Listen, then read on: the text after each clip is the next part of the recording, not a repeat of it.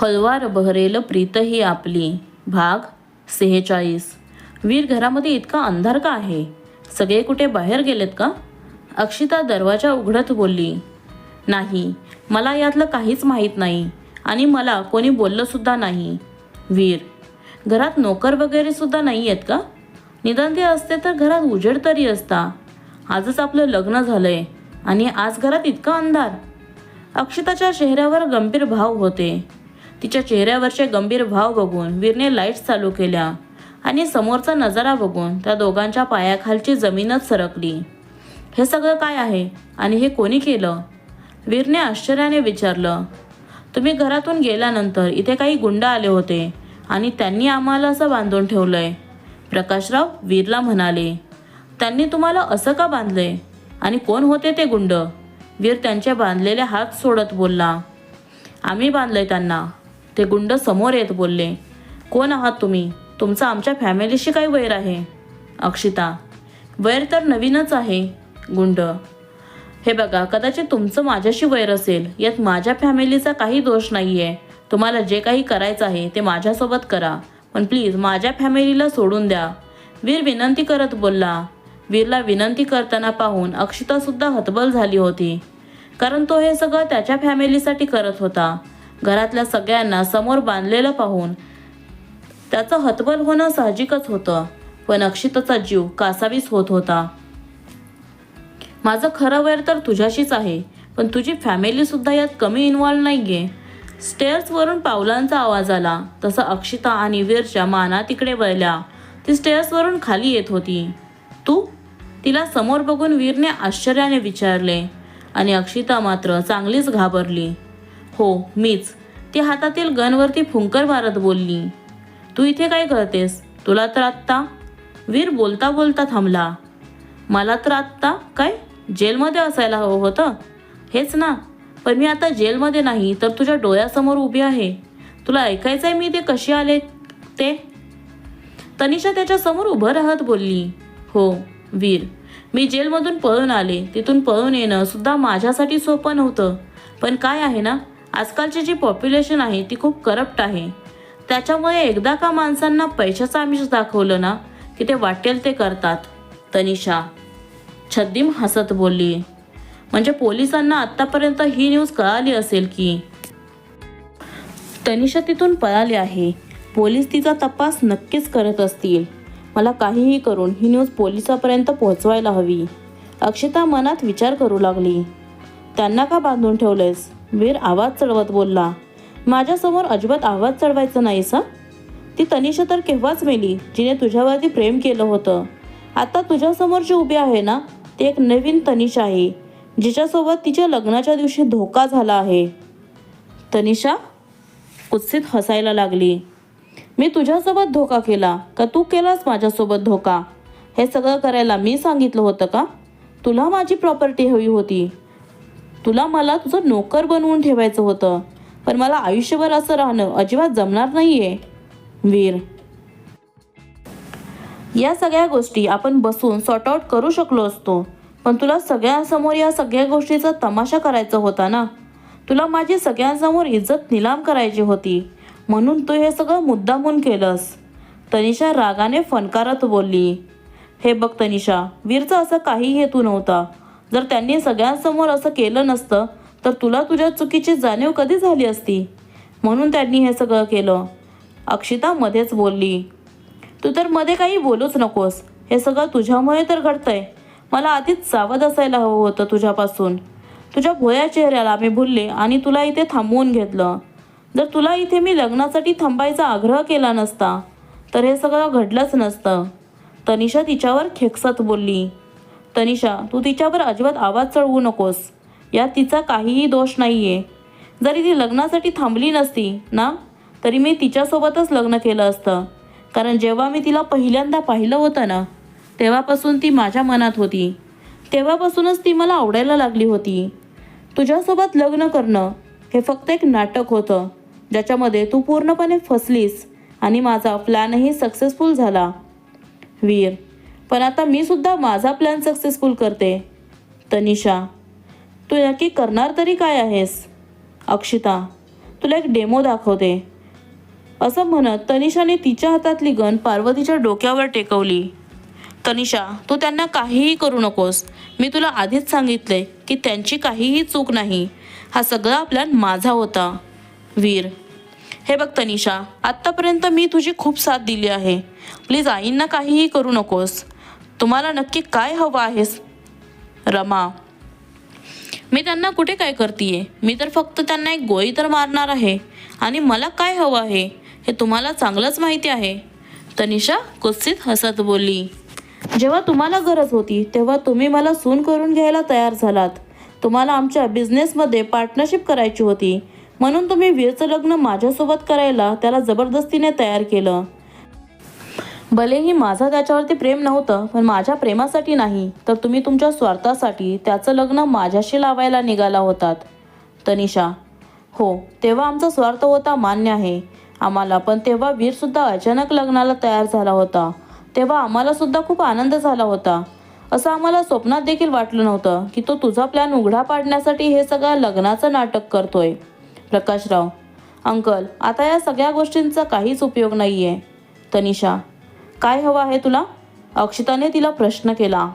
तुझा नवरा हवा आहे मला, देऊ शकशील? तनिषा, तोंडाला येईल ते बडबडू नकोस. वीर आता माझा नवरा आहे. त्याच्यावरती नजर टाकायची हिंमत सुद्धा करू नकोस.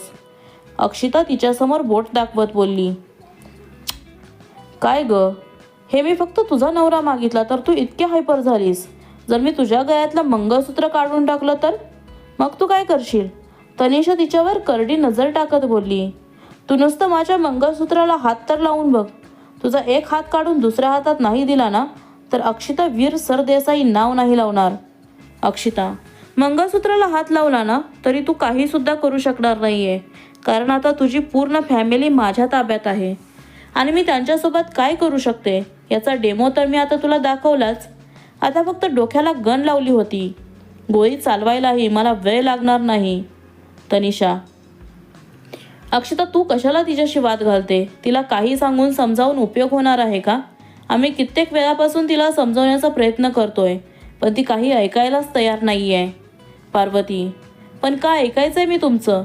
आत्तापर्यंत तुमचं ऐकूनच तर गाफील राहिले ना. त्याच्यामुळे तुम्ही माझ्या पाठीमागे काय कटकारस्थानं करताय याचा मला कधी अंदाजच आला नाही. म्हणून तर तुम्ही या सगळ्यांचं प्लॅनिंग आधीपासूनच करून ठेवलं होतं. हे सगळे लग्नाचे विधी वगैरे होते ते सगळे फक्त मला दाखवण्यापुरते होते. पण अक्षिताला सून करून घ्यायचं हे तर तुमचं आधीपासूनच ठरलं होतं ना आजी. आणि अक्षिता तुम्हाला आधीपासूनच आवडत होती ना, त्याच्यामुळे तुम्हाला तिच्यात काही दोष दिसले नाहीत. जे काही दोष होते ते सगळे तुम्हाला माझ्यातच दिसत होते ना. तनिषा फनकारत बोलली. आधीपासून काहीच ठरलं नव्हतं तनिषा. तुझ्याशी लग्न मोडल्यानंतर या दोघांच्या लग्नाचा घरात डिसिजन झाला आणि त्याच्यानंतर परत या दोघांचं लग्न लावलं गेलं आहे.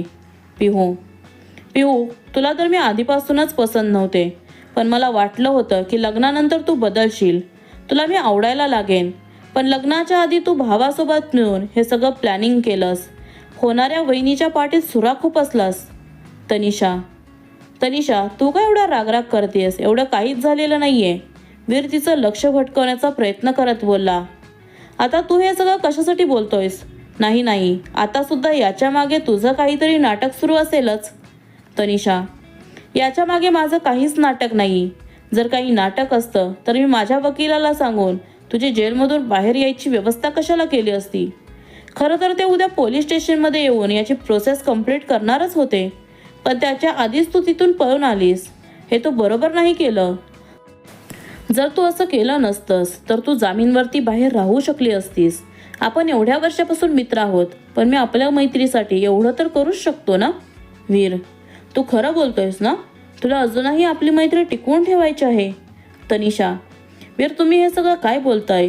अक्षिता वीरकडे बघत बोलली. सगळ्यांच्या चेहऱ्यावर अक्षितासारखेच भाव होते. हो, वीर अक्षिताला डोळा मारत बोलला आणि अक्षिता समजून गेली की वीर आत्तासुद्धा नाटक करतायत. वीरने अक्षिताला मोबाईलच्या दिशेने इशारा केला आणि अक्षिताने हळूच तिच्या मोबाईलचा कॅमेरा ऑन केला. त्याच्यामध्ये लाईव्ह व्हिडिओ रेकॉर्डिंग सुरू झालं. आता मात्र प्रत्येकाला ते शूटिंग दिसत होतं, त्याच्यामुळे पोलिसांनाही ते लगेच मिळालं. तनिषा हळूहळू अक्षिताकडे वळली. तनिषाला अक्षितावरती आधीच राग होता. त्याच्यामुळे तिने सरळ तिच्या गळ्यातल्या मंगळसूत्रावर हात टाकला. ती तिचं मंगळसूत्र खेचणार तेवढ्यात तिच्या गालाखाली सनकन वाजली आणि तनिषाचे हात जागीच थांबले. तुझी हिंमत कशी झाली माझ्यावरती हात उचलायची? तनिषा रागाने सरफडत बोलली. जशी तुझी हिंमत झाली तिच्या मंगळसूत्रावरती हात टाकायची. वीर, तू तर आत्ता माझी बाजू घेऊन बोलत होतास ना, मग लगेच हिची बाजू घेऊन कसं काय बोलायला लागलास?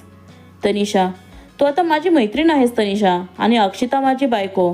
त्याच्यामुळे बायकोचा अपमान झालेला कोणताही नवरा सहन करू शकणार नाही. तो थोडा प्रेमाने बोलला आणि तनिषा पाघळली. वीर, आत्ता तू मला मैत्रीण म्हणून स्वीकारलंस, पण थोड्या दिवसात तू अक्षिताला तुझ्या आयुष्यातून बाहेर काढून टाकशील आणि तू मला तुझी बायको म्हणून स्वीकारशील याची मला पूर्ण खात्री आहे. तनिषा मनात विचार करू लागली आणि याचाच फायदा घेऊन वीरने तिच्या हातातली गन हिसकावून घेतली. वीर, तू माझ्या हातातली गन का घेतलीस? माझी गन मला परत दे. तनिषा, आधी तू तुझ्या गुंडांना सांग माझ्या फॅमिलीला सोडून द्यायला, वीर बोलला आणि तनिषाने लगेच गुंडांना इशारा केला. तसं त्यांनी रमा, प्रकाशराव, पार्वती आजी आणि पिहू यांना सोडलं. ते सगळे जाऊन वीरजवळ उभे राहिले. बाहेरून पोलिसांच्या गाडीचा सायरन ऐकू येऊ लागला आणि तनिषा चांगलीच घाबरली. पोलीस ते इथे कसे काय आले आणि त्यांना कोणी सांगितलं की मी इथे आहे ते? ती मनात विचार करू लागली. काय झालं? कसला विचार करतेस? हाच ना की पोलीस इथे कसे काय आले ते. तू तुझा मोबाईल एकदा चेक करून बघ, म्हणजे तुला कळेल की पोलीस इथे कसे आले ते. अक्षिता बोलली आणि तनिषाने लगेच तिचा मोबाईल चेक केला आणि त्याच्यावरचा व्हिडिओ पाहून ती चांगलीच घाबरली. हा व्हिडिओ सोशल मीडियावरती कसा काय गेला? कोणी टाकला हा व्हिडिओ? ती एकदम कडक आवाजात बोलली. मी टाकला तो व्हिडिओ. बोल, काय करणार आहेस? अक्षिता तिच्या समोर तिच्या नजरेला नजर देत उभी राहिली. मला इथून आत्ता काहीही करून निघायला हवं. जर पोलीस इथे आले आणि मला पकडलं तर मी पुन्हा त्यांच्या तावडीतून कधीच सुटू शकणार नाही. तनिषा हळू आवाजात बोलली आणि ती तिथून पळून जाणार तोच अक्षिताने तिच्या हाताचं मनगट घट्ट पकडलं आणि तिला मागे खेचलं. पळून जायचा अजिबात प्रयत्न करू नकोस. अक्षिता एवढं बोलतच होती की पोलीस घरामध्ये दाखल झाले आणि लेडी हवालदारने लगेच पुढे जाऊन तनिषाच्या हातात बेड्या घातल्या. थँक्यू, आज तुमच्यामुळे आम्हाला ही पुन्हा सापडली, नाहीतर आम्ही हिला पकडू शकलो नसतो. आणि ज्या हवालदारला पैसे दिले होते त्याला सुद्धा आम्ही अटक केलेला आहे. हे जेलमधून कधीच सुटू शकणार नाही आणि याच्यामध्ये पुन्हा तुम्हाला त्रासही होणार नाही याची मी काळजी घेईन, इन्स्पेक्टर साहेब वीरला म्हणाले. ते तनिषाला तिथून घेऊन जाणार होते तोच रमानी त्यांना अडवलं. माझ्या सुनेच्या गळ्यातलं मंगळसूत्र ओढणार होतीस काय? असं म्हणतच त्याने तनिषाच्या कानाखाली एक लगावली आणि त्यांच्या हाताची बोटं तिच्या गालावर उमटली. आता यापुढे माझ्या घरच्यांच्या वाट्याला अजिबात जायचं नाही. प्रकाशराव सुद्धा तिच्यावरती आवाज चढवत बोलले. तनिषा काहीतरी बोलणार होती तोच वीरने तिच्यावर एक जळजळीत कटाक्ष टाकला आणि ती गप्प झाली. अजूनही तिच्या मनात सगळ्यांविषयी राग होता. सरफडत होती ती सुटून जाण्यासाठी, पण त्या लेडी हवालदारने तिला इतकं घट्ट पकडलं होतं की ती तिचा हात सोडवू शकली नाही. आईने तर तुला आता सांगितलं आहे की, पण तरीही सांगतो, यापुढे आमच्या घराकडे वाईट नजरेने बघायचा प्रयत्न करू नकोस. आता फक्त तुला पोलिसांच्या ताब्यात दिलं आहे, पण नंतर जीव घ्यायलाही मागे पुढे बघणार नाही हा. वीर बोलला आणि रमांचे डोळे पाण्याने भरले. काय म्हणालास वीर? रमा वीरला म्हणाल्या. इन्स्पेक्टर साहेब घेऊन जा हिला आणि यापुढे ही जेलमधून सुटून जाणार नाही याचीही खबरदारी घ्या. वीर रमांच्या बोलण्याकडे दुर्लक्ष करत इन्स्पेक्टर साहेबांना बोलला. वीरने त्यांच्या बोलण्याकडे दुर्लक्ष केलं आहे हे समजून रमाही पुढे काहीच बोलल्या नाहीत. सगळ्यांच्या चेहऱ्यावर आनंद होता. जणू एक मोठं संकट कमी झाल्यासारखं वाटत होतं आणि रमांच्या चेहऱ्यावरचा आनंद बघून तर सगळेच खुश होते. पहिल्यांदा वीर कितीतरी वर्षानंतर त्याला त्याच्या आईचं म्हणणं पटलं होतं. त्याने आईची बाजू घेतली होती. त्याने त्याच्या तोंडून आई हा शब्द उच्चारला होता. तुम्ही दोघे प्रवास करून थकला असाल ना? तुम्ही दोघे जाऊन रूममध्ये आराम करा. उद्या सायंकाळी घरी पूजा आहे. त्यामुळे निवांत उठलं तरी काही हरकत नाही. आणि मी नोकरांना सांगून गाडीतलं सामान काढायला सांगते. पार्वती बोलल्या.